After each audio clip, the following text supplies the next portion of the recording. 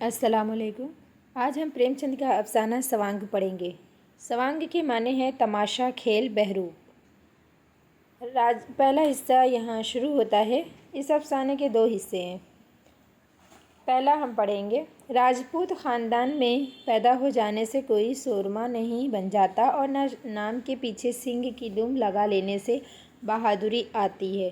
گجیندر سنگھ کے بزرگ کسی زمانے میں راجپوت تھے، اس میں شبہ کی گنجائش نہیں، لیکن ادھر 3 پشتوں سے تو نام کے سوا ان میں راجپوتی کی کوئی علامت نہ تھی۔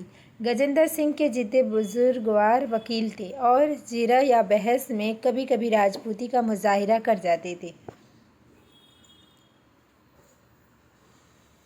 پدر بزرگوار نے کپڑے کی دکان کھول کر اس مظاہرے کی بھی گنجائش نہ رکھی اور گجیندر نے تو لٹیا ہی ڈبو دی۔ قد و قامت میں بھی فرق آتا گیا۔ بھوپندر سنگھ کا سینہ فراخ تھا، نریندر سنگھ کا شکم فراخ تھا، لیکن گجیندر سنگھ کا کچھ بھی فراخ نہ تھا۔ وہ ہلکے پھلکے گورے چٹے اینک باز نازک بدن فیشنیبل بابو تھے۔ انہیں علمی مشاغل سے دلچسپی تھی، مگر راجپوت کیسا ہی ہو اس کی شادی تو راجپوت خاندان میں ہی ہوگی۔ گجیندر سنگھ کی شادی بھی خاندان میں ہی ہوئی تھی۔ اس خاندان میں راجپوتی جوہر بالکل فنا نہیں ہوا تھا۔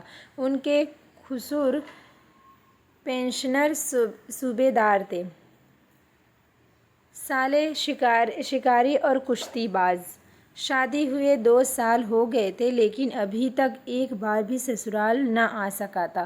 امتحانات سے فرصت ہی نہ ملتی تھی، لیکن اب تعلیم ختم ہو چکی تھی، ملازمت کی تلاش تھی، اس لیے اب کی ہولی کے موقع پر سسرال سے بلاوا آیا تو اس نے کوئی ہیل و حجت نہ کی۔ صوبیدار کے بڑے بڑے افسروں سے شناسائی تھی۔ فوجی افسروں کے حکام کتنی قدر و منزلت کرتے ہیں یہ اسے خوب معلوم تھا۔ سمجھا ممکن ہے صوبیدار صاحب کی سفارش سے نائب تحصیلدار میں نامزد ہو جاؤں۔ ادھر شیام دلاری سے بھی سال بھر سے ملاقات نہ ہوئی تھی۔ ایک نشانے سے 2 شکار ہو رہے تھے۔ نیا ریشمی کوٹ بنوایا اور ہولی کے ایک دن پہلے سسرال جا پہنچا۔ اپنے گرانڈیل سالوں کے سامنے بچہ سا معلوم ہوتا تھا۔ تیسرے پہر کا وقت تھا۔ گجیندر سنگھ اپنے سالوں سے زمانہ طالب علمی کے کارنامے بیان کر رہا تھا۔ فٹ بال میں کس طرح ایک دیو قامت گورے کو پٹخنی دی، ہاکی میچ میں کس طرح تنہا گول کر لیا کہ صوبیدار صاحب دیو کی طرح آ کر کھڑے ہو گئے اور بڑے لڑکے سے بولے، ارے سنو، تم یہاں بیٹھے کیا کر رہے ہو؟ بابو جی شہر سے آئے ہیں، انہیں لے جا کر سیر کرا لاؤ، کچھ شکار وکار کھلاؤ، یہاں تھیٹر ویٹر تو ہے نہیں۔ ان کا جی گھبراتا ہوگا۔ وقت بھی اچھا ہے، شام تک لوٹ آؤ گی۔ شکار کا نام سنتے ہی گجیندر سنگھ کی نانی مر گئی۔ بیچارے نے عمر بھر کبھی شکار نہ کھیلا تھا۔ دیہاتی اجڑ لونڈے اسے نہ جانے کہاں کہاں دوڑائیں گے۔ کہیں سے کسی جانور کا سامنا ہو گیا تو کہیں کے نہ رہے۔ کون جانے ہرن ہی چوٹ کر بیٹھے۔ ہرن بھی راہ فرار نہ پا کر کبھی پلٹ پڑتا ہے۔ کہیں بھیڑیا نکل آئے تو کام ہی تمام کر دے۔ بولے، میرا تو اس وقت شکار کھیلنے کا جی نہیں چاہتا، بہت تھک گیا ہوں۔ صوبیدار صاحب نے فرمایا، تم گھوڑے پر سوار ہو لینا، یہیں تو دیہات کی بہار ہے۔ چنو جا کر بندوق لا، میں بھی چلوں گا، کئی دن سے باہر نکلا نہیں، میری رائفل بھی لیتے آنا۔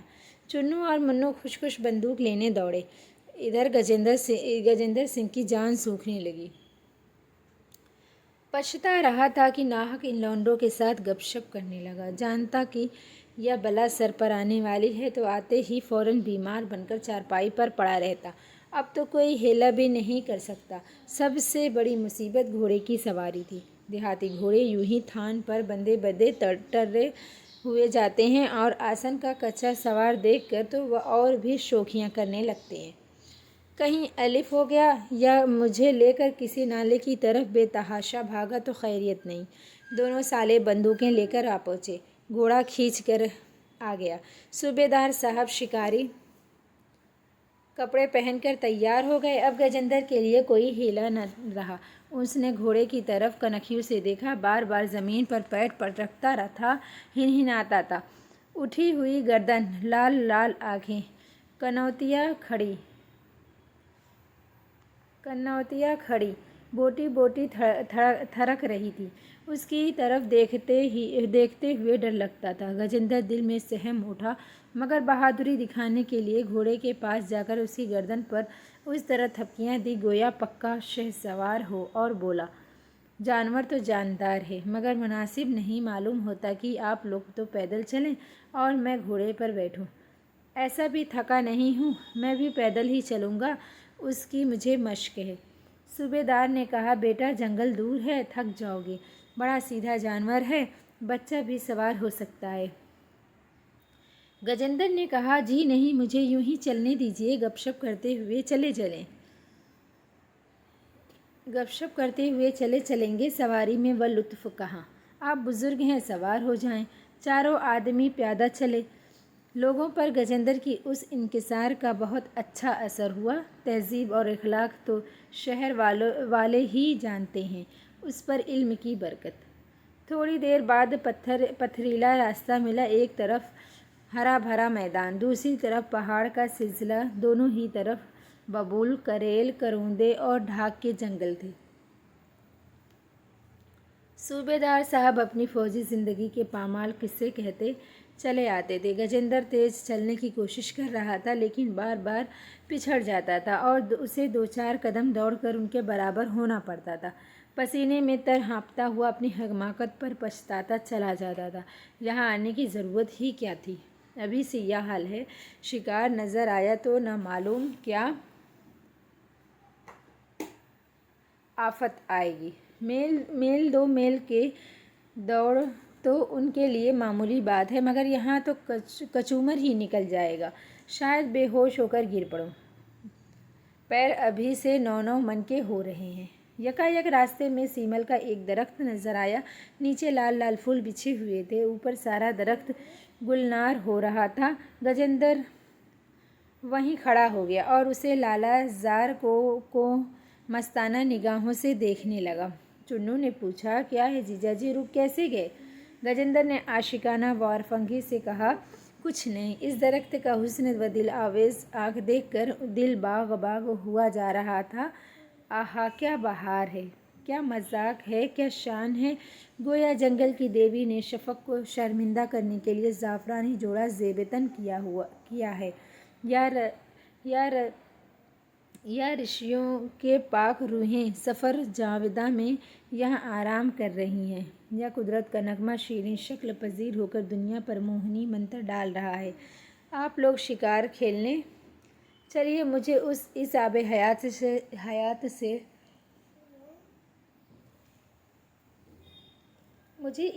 حیات سے شادکام ہونے دیجیے۔ دونوں نوجوان فرط حیرت سے گجندر کا منہ تکنے لگے۔ ان کی سمجھ میں نہ آیا کہ یہ حضرت کیا کہہ رہے ہیں۔ دیہات کے رہنے والے سیمل ان کے لیے کوئی انوکھی چیز نہ تھی۔ اسے روز دیکھتے تھے، کتنی بار اس پر چڑھتے تھے، اس کے نیچے دوڑتے تھے، اس کے پھولوں کی گیند بنا کر کھیلتے تھے۔ ان پر یہ مستی کبھی نہ طاری ہوئی تھی، حسن پرستی وہ کیا جانے۔ صوبیدار صاحب آگے بڑھ گئے تھے، ان لوگوں کو ٹھہرا ہوا دیکھ کر لوٹ آئے اور بولے، کیوں بیٹا، ٹھہر کیوں گئے؟ گجندر نے دست بستہ گزارش کی، آپ لوگ مجھے معاف فرمائیے، میں شکار کھیلنے نہ جا سکوں گا۔ اس گلزار کو دیکھ کر مجھے بروجدانی کیفیت طاری ہو گئی ہے، میری روح نغمۂ جنت کا مزہ لے رہی ہے۔ آہا، یہ میرا ہی دل ہے جو پھول بن کر چمک رہا ہے، مجھ میں بھی وہی سرخی ہے، وہی حسن ہے، وہی طاقت ہے۔ میرے دل میں صرف اگیان کا پردہ پڑا ہوا ہے، کس کا شکار کرے؟ جنگل کے معصوم جانوروں کا؟ ہم ہی تو جانور ہیں، ہم ہی تو پرند ہیں، یہ ہمارے ہی تصورات کا آئینہ ہے جس میں عالم اجسام کی جھلک نظر آ رہی ہے۔ کیا اپنا ہی خون کریں؟ نہیں، آپ لوگ شکار کھیلنے جائیں، مجھے اس مستی و بہار میں محو ہونے دیں۔ بلکہ میں تو عرض کروں گا کہ آپ بھی شکار سے باز آئیں۔ زندگی مسرت کا خزانہ ہے، اس کا خون نہ کیجیے۔ نظارہ رہائے قدرت سے چشم باطن کو مسرور کیجیے۔ قدرت کے ایک ایک ذرے میں، ایک ایک پھول میں، ایک ایک ہستی میں مسرت کی شعاعیں چمک رہی ہیں۔ خون ریزیوں سے مسرت کے اس لازوال چشمے کو ناپاک نہ کیجیے۔ اس تصورات آمیز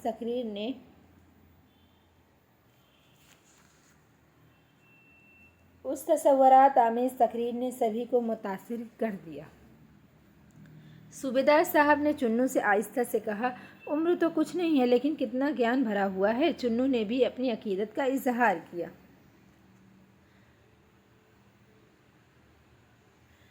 علم سے روح بیدار ہو جاتی ہے، شکار کھیلنا برا ہے۔ صوبیدار نے عارفانہ انداز میں کہا، ہاں برا تو ہے، چلو لوٹ چلیں۔ جب ہر ایک چیز میں اس کا جلوہ ہے تو شکاری کون اور شکار کون؟ اب کبھی شکار نہ کھیلوں گا۔ پھر وہ گجیندر سے بولے، بھیا تمہارے اپدیش نے ہماری آنکھیں کھول دی، قسم کھاتے ہیں اب کبھی شکار نہ کھیلیں گے۔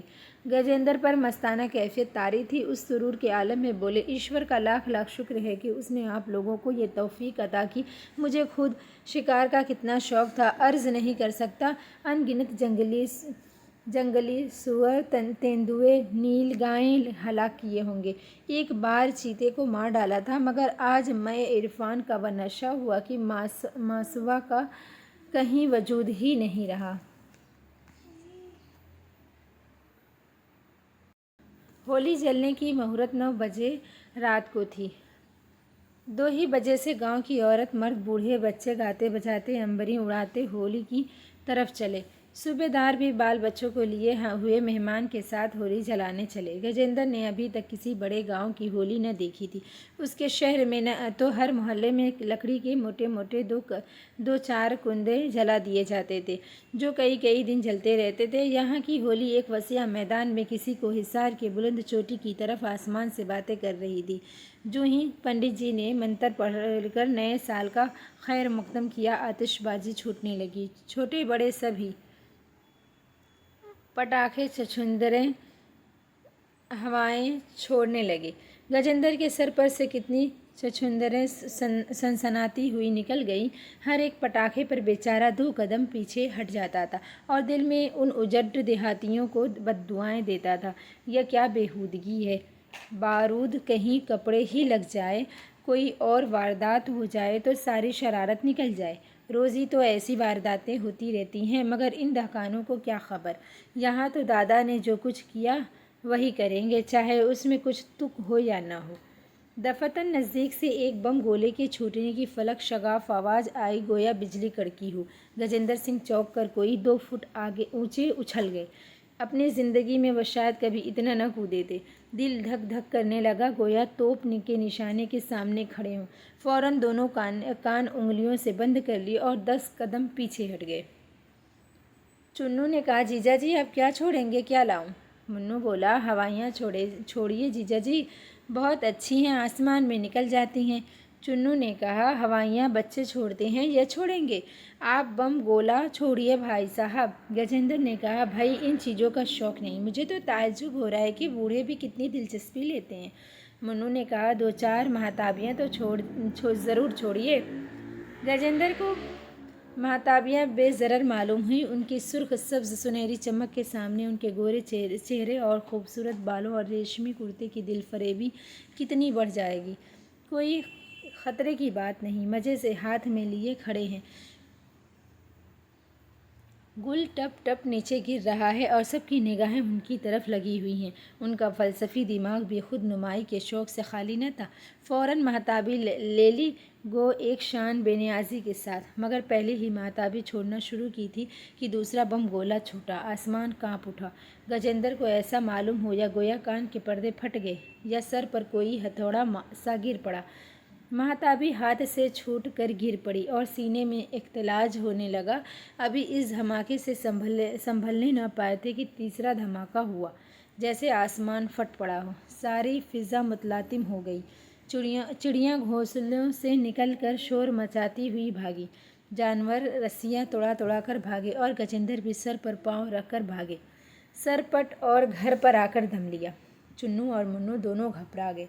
सूबेदार साहब के होश उड़ गए। तीनों आदमी बकटट दौड़े हुए गजेंद्र के पीछे चले। दोनों ने जो उन्हें भागते देखा था, समझे कोई शायद वारदात हो गई। सब के सब उनके पीछे हो लिए। गांव में एक मुअज़्ज़िज़ मेहमान का आना मामूली बात न थी। सब एक दूसरे से पूछ रहे थे, मेहमान को क्या हो गया है, क्या माजरा है, क्यों ये लोग दौड़े जा रहे हैं। एक लम्हे में सैकड़ों आदमी सूबेदार साहब के दरवाजे पर पुरस्से हाल के लिए जमा हो गए। गांव का दामाद कम रूह होने पर भी काबिल ज़ियारत और बदहाल होते हुए भी मंजूर नज़र होता है। सूबेदार ने सहमी हुई आवाज़ से कहा, तुम वहाँ से क्यों आ गए भैया? गजेंद्र को क्या मालूम था कि उसके चले आने से ये तहलका मच जाएगा, मगर उसके हाजिर दिमागी ने जवाब सोच लिया था, और जवाब भी ऐसा कि गांव वालों पर उसका खुदा रस्से का सिक्का बिठा दे। बोला, कोई ख़ास बात न थी, दिल में कुछ ऐसा ही आया कि यहाँ से भाग जाना चाहिए। नहीं, कोई बात ज़रूर थी। आप पूछ कर क्या करेंगे? मैं उसे ज़ाहिर करके आपके जश्न में खलल नहीं डालना चाहता। जब तक बतला न दोगे बेटा, हमारी तसल्ली न होगी। सारा गांव घबराया हुआ है। गजेंद्र ने फिर सूफियों का सा चेहरा बनाया, आंखें बंद कर ली, जमाइयाँ ली और आसमान की तरफ देखकर बोले, बात यह है कि जो ही मैंने महताबी हाथ में ली, मुझे ऐसा मालूम हुआ जैसे किसी ने उसे मेरे हाथ से छीन कर फेंक दिया। मैंने कभी आतिशबाजियाँ नहीं छोड़ी, हमेशा उसकी मजम्मत करता हूँ। आज मैंने वह फ़ेल किया जो मेरे ज़मीर के ख़िलाफ़ था। बस गज़ब ही तो हो गया। मुझे ऐसा मालूम हुआ जैसे मेरी रूह मुझ पर नफ़रतें कर रही है। शर्म से मेरी गर्दन ख़म हो गई है और मैं उस आलम में वहाँ से भागा। अब आप लोग मुझे माफ़ फरमाइए, मैं आपके जश्न में शरीक न हो सकूँगा। सूबेदार साहब ने उस अंदाज से गर्दन हिलाई गोया उनके सिवा कोई वहाँ उस तसव्वुफ़ का राज नहीं समझ सकता। उनकी आंखें कह रही थीं, आती हैं तुम लोगों की समझ में यह बातें, तुम भला क्या समझोगे? हम भी कुछ समझते हैं। होली तो वक्त मुआयना पर जलाई गई, मुआयना यानी मुकर्रर वक्त, मगर आतिशबाजियाँ दरिया में डाल दी गई। शरीर लड़कों ने कुछ उस लिए छुपा कर रख दी कि गजेंद्र चले जाएंगे तो मज़े से छोड़ेंगे। श्याम दुलारी ने तखलिए में कहा, यानी अकेले में कहा, तुम तो वहाँ से खूब भागे। गजेंद्र अकड़ कर बोले, भागता क्यों? भागने की तो कोई बात न थी। मेरी तो जान निकल गई थी कि न मालूम क्या हो गया। तुम्हारे ही साथ मैं भी दौड़ी आई। टोकरी में आतिशबाजी पानी में फेंक दी गई। यह तो रुपए को आग में फूंकना है। होली में भी न छोड़ें तो कब छोड़ें? त्यौहार इसीलिए तो आते हैं। त्यौहार में गाओ बजा, अच्छी अच्छी चीज़ें पकाओ, खैरात करो, अजीज़ों से मिलो, सबसे मोहब्बत से पेश आओ। बारूद उड़ाने का नाम त्यौहार नहीं है। रात के 12 बज गए थे। किसी ने दरवाजे पर धक्का मारा। गजेंद्र ने चौंक कर पूछा, यह धक्का किसने मारा? श्यामा ने लापरवाही से कहा, बिल्ली बिल्ली होगी। कई आदमियों के खटपट करने की आवाज़ें आईं। फिर किवाड़ पर धक्का मारा। गजेंद्र को लर्ज़ा आ गया। लालटेन लेकर दरवाजे से झांका तो चेहरे का रंग फक हो गया। चार पांच आदमी कुर्ते पहने, पगड़ियाँ बांधे, दाढ़ियाँ लगाए, शाने पर बंदूकें रखे, कबाड़ को तोड़ डालने की सरगर्म कोशिश में मसरूफ़ थे। गजेंद्र कान लगाकर उनकी बातें सुनने लगा। दोनों सो गए हैं। किवाड़ तोड़ डालो, माल अलमारी में है, और अगर दोनों भाग गए, औरत क्या कर सकती है? मर्द को चारपाई से बांध देंगे। सुनते हैं गजेंद्र सिंह कोई बड़ा पहलवान है। कैसा ही पहलवान हो, 4 हथियार बंद आदमियों के सामने क्या कर सकता है? गजेंद्र के काटो तो बदन में खून नहीं, श्याम दुलारी से बोले, ये डाकू मालूम होते हैं, अब क्या होगा? मेरे तो हाथ पांव काँप रहे हैं। चोर चोर पुकारो, जाग हो जाएगी, आप भाग जाएंगे। नहीं, मैं चिल्लाती हूँ, चोर का दिल आधा। नाना, कहीं ऐसा गजब न हो करना। उन सबों के पास बंदूकें हैं। गांव में इतना सन्नाटा क्यों है? घर के आदमी क्या हुए? भैया और मुन्नू दादा खलियान में सोने गए हैं। काका दरवाजे पर पड़े होंगे। उनके कानों पर तोप छूटे तब भी न जागेंगे। इस कमरे में कोई दूसरी खिड़की भी तो नहीं है। बाहर आवाज़ पहुँचे, मकान है या कैद खाने? मैं तो चिल्लाती हूँ, अरे नहीं भाई, क्यों जान देने पर आमादा हो? मैं तो सोचता हूँ हम दोनों चुप साध कर लेट जाएं और आंखें बंद कर लें। बदमाश को जो कुछ ले जाना हो ले जाएं, जान तो बचे। देखो, कबाड़ हिल रही है, कहीं टूट न जाए। या ईश्वर, कहाँ जाऊँ? इस मुसीबत में तुम्हारा ही भरोसा है। क्या जानता था कि यह आफत आने वाली है? नहीं तो आता ही क्यों? बस चुप ही साध लो। अगर हिलाएं विलाएं तो भी सांस मत लेना। मुझसे तो चुप्पी साध कर पड़ा न रहा जाएगा।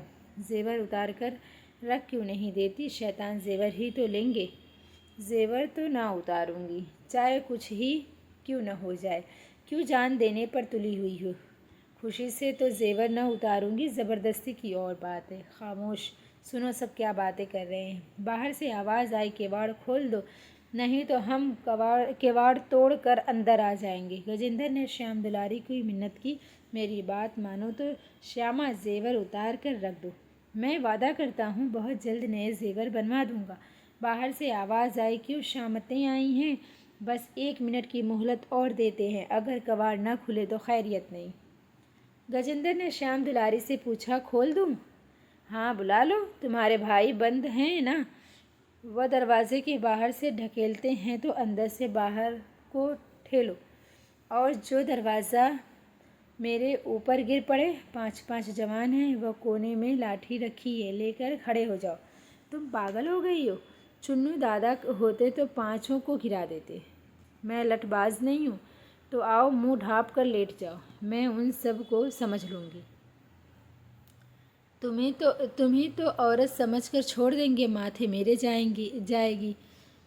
मैं तो चिल्लाती हूँ, तुम मेरी जान लेकर छोड़ोगी। मुझसे तो अब सब्र नहीं होगा, मैं किवाड़ खोले देता हूँ। उसने दरवाज़ा खोल दिया। 5 चोर कमरे में भड़बड़ा कर घुस गए। एक ने अपने साथी से कहा, मैं उस लौंडे को पकड़े हुए हूँ, तुम औरत के सारे गहने उतारो लो। दूसरा बोला, उसने तो आंखें बंद कर ली। अरे तुम आंखें क्यों नहीं खोलते जी? तीसरा ने कहा, औरत तो हसीन है। चौथा, सुनती है ओ मेहरिया, जेवर दे दे, नहीं गला घोट दूंगा। गजेंद्र दिल में बिगड़ रहे थे कि ये चुड़ैल जेवर क्यों नहीं उतार देती। श्याम दुलारी ने कहा, गला घोट दो, चाहे गोली मार दो, जेवर न उतारूंगी। पहला ने कहा, उसे उठा ले चलो, यूं न मानेगी, मंदिर खाली है। दूसरा, बस यही मुनासिब है, क्यों रे छोकरी, हमारे साथ चलेगी? श्याम दुलारी, तुम्हारे मुंह में कालिक लगा दूंगी। तीसरा, न चलेगी तो इस लौंडे को लेकर जाकर बेच डालेंगे। श्याम दुलारी ने कहा, एक एक की हथकड़ी डलवाऊंगी। चौथा ने कहा, क्यों इतना बिगड़ती है महारानी, ज़रा हमारे साथ चली क्यों नहीं चलती? क्या हम उस लौंडे से भी गए गुजरे हैं? क्या रह जाएगा अगर हम तुझे ज़बरदस्ती उठा ले जाएंगे? यूँ सीधी तरह नहीं मानती हो? तुम जैसी माहिर व जुल्म करने को जी नहीं चाहता। तुम जैसी माहिरों पे जुल्म करने को जी नहीं चाहता। पांचवा ने कहा, यह तो सारे जेवर उतार कर दे या हमारे साथ चल। श्याम दुलारी, काका आ जाएंगे तो एक एक की खाल उधेड़ डालेंगे। पहला ने कहा, यह यूँ ना मानेगी, इस लौंडे को उठा ले चल, तब आप ही पैरों पर पड़ेगी। 2 आदमियों ने एक चादर से गजेंद्र के हाथ पांव बांधे। गजेंद्र बेहिस व हरकत पड़े हुए थे, सांस तक न आती थी, दिल में झुंझुला रहे थे, हाय कितनी बेवफा औरत है, जेवर न देगी, चाहे यह सब मुझे जान से मार डालें। अच्छा, जिंदा बचूंगा तब देखूंगा, बात तक तो पूछूं नहीं। जब डाकुओं ने गजेंद्र को उठा लिया और लेकर आंगन में जा पहुंचे तो श्याम दुलारी दरवाजे पर खड़ी होकर बोली, उन्हें छोड़ दो तो मैं तुम्हारे साथ चलने को तैयार हूँ। पहला पहले ही क्यों नाराज़ी हो गई, चलेगी ना? श्याम दुलारी ने कहा, चलूँगी कहती तो हूँ। तीसरा ने कहा, अच्छा तो चल, अब हम इसे छोड़ देते हैं। दोनों चोरों ने गजेंद्र को लाकर चारपाई पर लिटा दिया और श्याम दुलारी को लेकर चल दिए। कमरे में सन्नाटा छा गया। गजेंद्र ने तो डरते डरते आंखें खोली, कोई नज़र न आया। उठकर दरवाजे से झांका, सहन में भी कोई न था। तीर की तरह निकलकर सदर दरवाजे पर आए, लेकिन बाहर निकलने का हौसला न था। चाहा कि सूबेदार साहब को जगाएं, मगर मुंह से आवाज़ न निकली। उसी वक्त कहे कि आवाज़ आई। पांचों औरतें चहल करती हुई श्याम दुलारी को लेकर कमरे में आ गई। गजेंद्र का वहाँ पता न था। एक ने कहा, कहाँ चले गए? श्याम दुलारी बाहर चले गए होंगे। दूसरी ने कहा, बहुत शर्मिंदा होंगे। तीसरी ने कहा, हमारे खौफ से उनकी सांस तक बंद हो गई थी। गजेंद्र ने बोलचाल सुनी तो जान में जान आई, समझे शायद घर में जाग हो गई। लपक कर कमरे के दरवाजे पर आया और बोले, ज़रा देखिए श्यामा कहाँ है? मेरी तो नींद ही नहीं खुली, जल्द किसी को दौड़ाइए। यकायक उन्हीं औरतों के बीच में श्यामा को खड़े हंसते देखकर हैरत में आ गए।